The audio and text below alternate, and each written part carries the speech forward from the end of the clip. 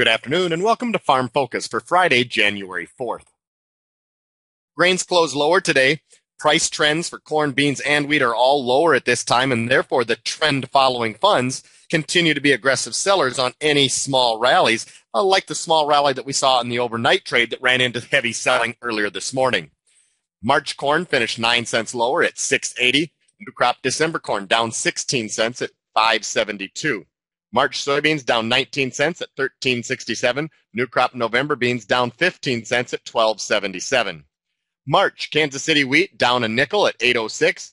Minneapolis March wheat down 4 cents at $8.43. Outside markets were relatively quiet today. Not a lot of big movers. Crude oil currently just 2 cents a barrel higher at $92.94. Ethanol down 2 cents per gallon at $2.18. The gold market is down $22 an ounce at $1,652. The U.S. dollar index up 11 points at 80.63, and the stock market seeing some small gains. The Dow is currently 35 points higher, trading at 13,426. Livestock markets were mixed today, with February cattle down 70 cents at 133.15. March feeder cattle up $1.35 at 156.25, and February hogs down 5 cents at 86.35. In the markets today, grains were trading higher earlier this morning, but fell sharply on another wave of heavy fund liquidation. Many funds are what they call trend-following funds, and right now the trend in the markets is down. This results in those funds selling any rally until the trend changes. Informa Economics released their yield and production estimates this morning, and they came in larger than the USDA's most recent estimates. Informa's corn yield came in at 123.3. That was 1 bushel per acre larger than USDA's November estimate. And their corn production number at 10.8 billion bushels came in 75 million bushels above USDA's November estimate. Informa's soybean yield was listed at 40.1 bushels per acre for a national average. That was 0.8 of a bushel per acre above USDA's November estimate. And bean production at 3.04 billion bushels came in 69 million bushels above USDA's November estimate. Keep in mind that USDA's November estimate is the most recent estimate, as they do not update production in the December crop report. Overall, Informa's numbers were above most numbers being discussed by the trade and were considered negative for today's prices. The main price drivers pushing grains lower over the last months have been mostly favorable South American weather and a removal of any major weather threat from production down there, aggressive fund selling and liquidation of their long positions, and very disappointing corn exports. These items have all been fairly consistent over the last month and have been pushing prices lower. Weekly export sales today were again disappointing for corn, came in as expected for wheat, and are still remaining quite strong for soybeans. We take a look at the weekly corn export sales. Today's number at just 49,000 tons, very low number, and well below the 456,000 tons that's needed weekly to reach USDA's annual forecast. To see a dip during the Christmas and New Year's holidays, not unusual. You can see the last couple of years that we saw some significant dips in export sales during those holiday weeks. But we've been consistently running low for the last 3 months or so, with just one spike back in November when Japan came in and bought a significant amount of U.S. corn. Other than that 1 week, it's been a very disappointing trend in weekly export sales since the crop year began back in September. Quite a different story for weekly soybean export sales. For soybeans, this week's number came in at 435,000 tons, well above the 100,000 tons that's needed weekly to reach USDA's annual forecast. And it's also worth noting that this is quite different than corn. Corn has been running below USDA's estimate consistently since the crop year began in September. Soybeans quite the opposite. Sales have been running well above USDA's estimate ever since the crop year began back in September, and it is likely that USDA will have to raise its export forecast again in either the January or February crop reports. And turning to the wheat export forecast, a little bit different here. Quite a few weeks below the average that's needed to reach USDA's annual forecast, but recently we've seen a number of weeks above the average needed. So a little bit more mixed, and therefore numbers right now coming in a little bit closer to USDA's forecast. Corn export sales well below what USDA is projecting.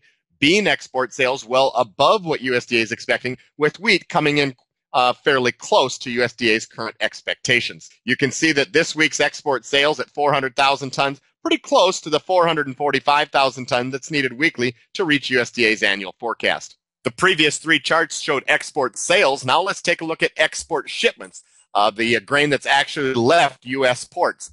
Right now, year to date, corn export shipments are running 52% below last year's pace. USDA is currently estimating that at the year end will be just 25% below the pace. This large discrepancy after the first trimester, the first 4 months of the crop year, is telling us that USDA is likely going to have to lower its export forecast again in next week's crop report. The soybean export shipment situation, quite different. Just like sales, export shipments for soybeans running way above the year ago level. We're currently almost 40% above last year's pace for export shipments on soybeans year to date. USDA is currently estimating that at the year end will be down 1.1% from a year ago. And we need to keep in mind that we're already through the first trimester. The first 4 months of the year have already been completed. And again, we are running at a record pace for export shipments for soybeans. This leads us to believe that it is likely that USDA is going to have to raise its export forecast again for soybeans. Whether they do it in the January, February, or March crop reports is yet to be seen. But we believe that eventually they will have to raise further their export forecast for U.S. soybeans. And turning to weekly export shipments for wheat. So far, year to date, after we've gone through the first 6 months of the year, export shipments are down 14% from a year ago. Keep in mind, USDA is currently estimating that exports will be equal to last year's level. But before we get overly bearish on export shipments for wheat, we need to keep in mind that sales have improved dramatically over the last 3 to 4 weeks, and we expect the shipment pace will improve as well. And we still believe that export shipments can improve gradually and reach USDA's target, possibly even going a little bit above last year's target if export sales and shipments continue to be favorable over the next 3 to 5 months. Take a look at the March corn chart today, and we've added a feature to show something that we think is quite interesting. These are the Fibonacci retracement levels. If we take the move that we saw from last summer's drought, from the lows back in May at 511 to the highs at 846, a 50% retracement of that level would come in at 679, as you can see on the on this chart. And today's low came in at 679. So we have now achieved a 50% retracement of this summer's drought market.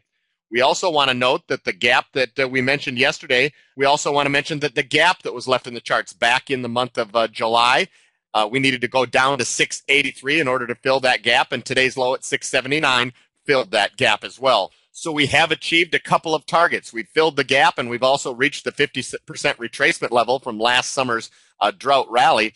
One question that's being asked by many in the trade, and it's a very legitimate question, is if this level around the 679, 680 type level does not hold, how much farther might this corn market fall over the short term?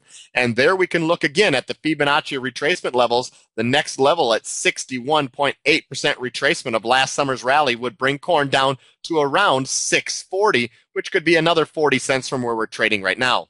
From an upside standpoint, if the 50% retracement and the gap levels now hold and provide support, this market has upside potential up towards the 710 to 720 level on the March chart, and that would be 30 cents to 40 cents from where we closed today. One item that we pointed out quite consistently recently is the fact that the trend is down, and even though we could have a bounce from oversold levels, the trend is down, and therefore we're likely to find significant selling on any bounce towards overhead resistance. Now, we haven't had a significant bounce towards that overhead resistance level for over a month now, and that's why overhead resistance at this point is as much as 30 to 40 cents above the current market. Taking a look at our March soybean chart, soybeans are in a downtrend from the summer highs that were posted back in the month of September. And we're also in a downtrend, a little bit more gradual downtrend in the post-harvest markets. Over the last month, markets have fallen and they've given back the gains that we saw through most of November and early December. Today's low at 1356 matches the low that was posted back during the month of November. If this 1356 level can hold on the charts, it could indicate a couple of upside targets. First of all, we could get towards the 14.25 to 14.30 type range.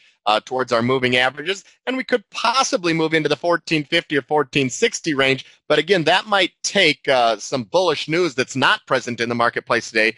We've mentioned that before, that we think we could bounce in this market, but to have a sustained rally is going to take some friendly fundamentals, either from the crop report next Friday or from more threatening South American weather. And at this point, weather in South America looks quite good, and that's one of the reasons why this market has been unable to bounce over the last 3 to 4 weeks. Turning to the Kansas City March wheat chart, wheat prices also in a strong downtrend over the last month. Today's low at 796 was a new low for the move and keeps the downtrend intact. Right now, we're eyeing up a couple of support levels that the market may want to reach for. We had 786, which was the highs posted last winter, which could become support now. We also had the small consolidation range during the month of June in that upper $7 range as well. And so we're right now approaching support levels with technicals extremely oversold. As we mentioned recently, the trend is down. But when markets become this oversold and a market sustains a move this long, bounces can come at any time. Really don't need a fundamental reason, could just bounce for technical and chart purposes. But nonetheless, keep in mind that the overall trend in the wheat market is still down. This is Dan Cowger for Heartland Farm Partners. Thanks for joining us and have a great weekend.